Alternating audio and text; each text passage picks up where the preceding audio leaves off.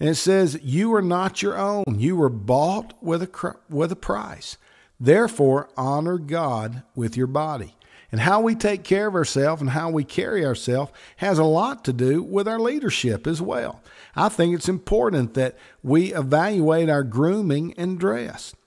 I was at a function not too long ago, and I had some people come to me and say, hey, have you smelled this person? And I said, well, not really. And they said, well, you need to go over there, and then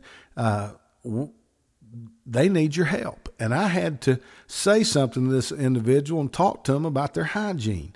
And you know what? A leader ought to be clean.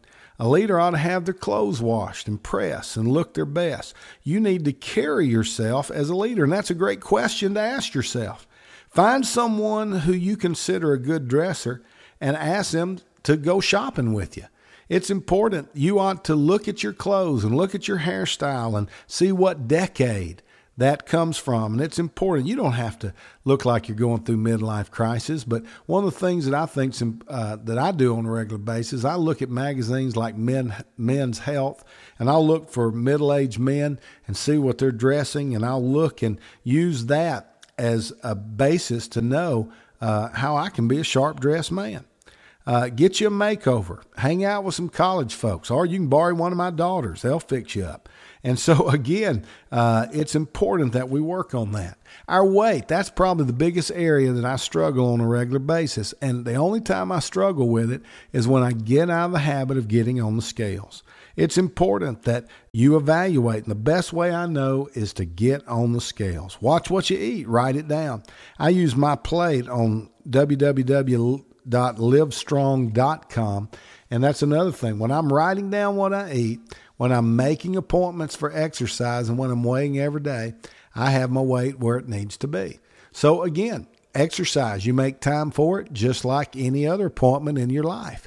And you set time for exercise. Every chance you get, take the steps. Do whatever you can to let exercise be a part of your life. And that's one of the things that I believe you ought to evaluate on a regular basis. You need to work on your health and your appearance.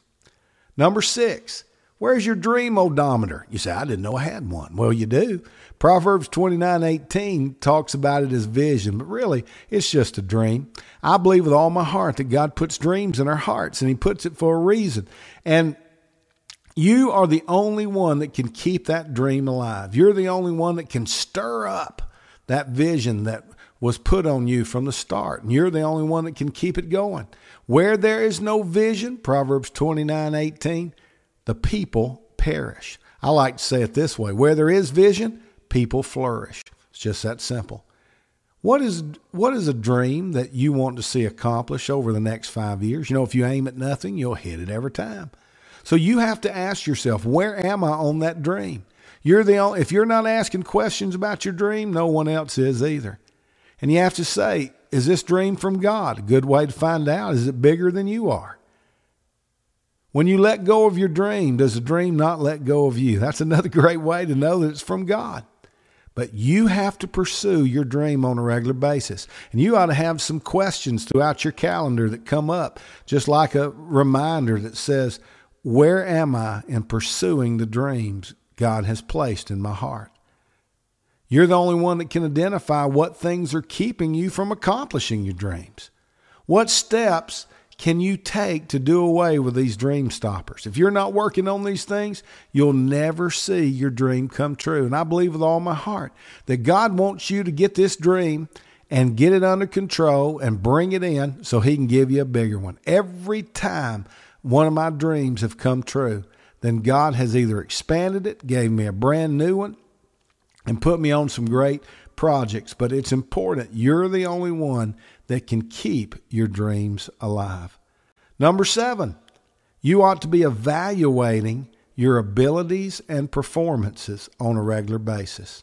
Now, your abilities can grow. You don't have to keep the same abilities that you always have. You can get better. And your performance is only as strong as the area or the level of your abilities that you're operating at. Colossians 3:23 is another great reminder. Whatever we do, work at it with all of our heart as working for the Lord, not for men. You know, our motivation ought to be that. Why do we do the things we do, and who do we do them for?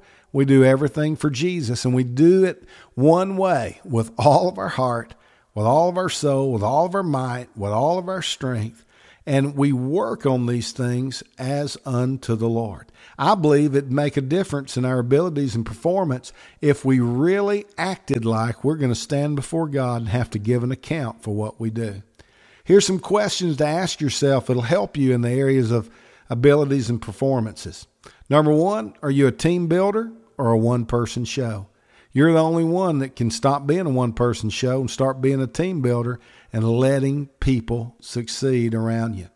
Number two, what are you doing that someone else can do? That's where that team starts, by you identifying things that you're doing that you can allow others to do. Are you duplicating yourself in others? The only way you can do this is by spending time with folks. Number four, do you have job descriptions for all your workers? Have you communicated clearly to all workers what they are to do? What do you want me to do? How do you want me to do it? Are you a clear and skillful communicator? One of the best things you can do is just videotape your sermons and videotape your services and just see, how could I do a better job? Are you a skilled problem solver? Can you just identify problems, or can you solve them after you identify them? Can you be relied on to complete assignments and keep commitments? Do you do it early? Do you do it on time? Do you do it error-free? You're the only one that can decide. Do others respect you? Again, the lowest form of leadership is positional leadership. And I believe when others see that you are good for the organization and good to follow, they'll respect you.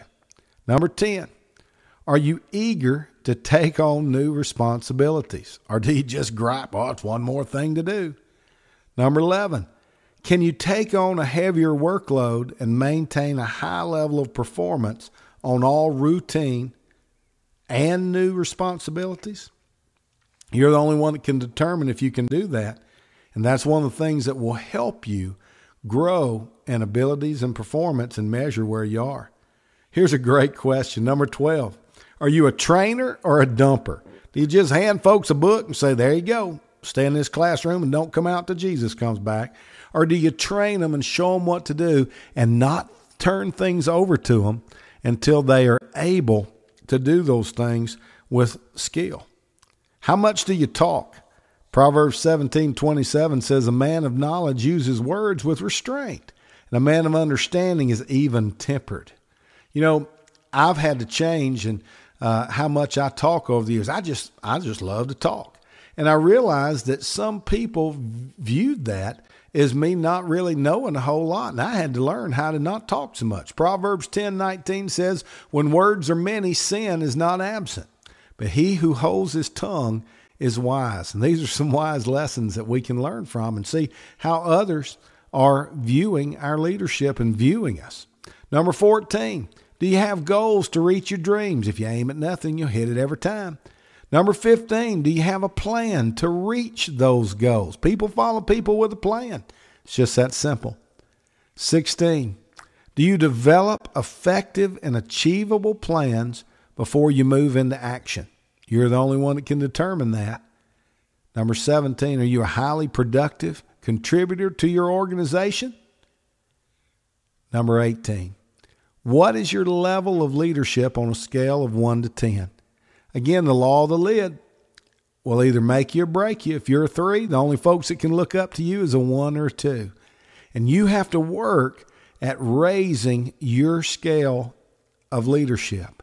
And the way that we do that is evaluate on a regular basis how we can improve and then make those improvements. Number 20, what are you doing for personal education and growth? You say, well, Jim, I'm listening to the club. I'm reading your books. I'm doing some of these things. I'm going to sign up for Infuse. I hope you do.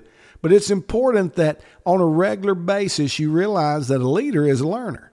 And you can learn something every day if you want to. And you're the only one that can control that. And so you have to make yourself learn. I learn something every single day that I live.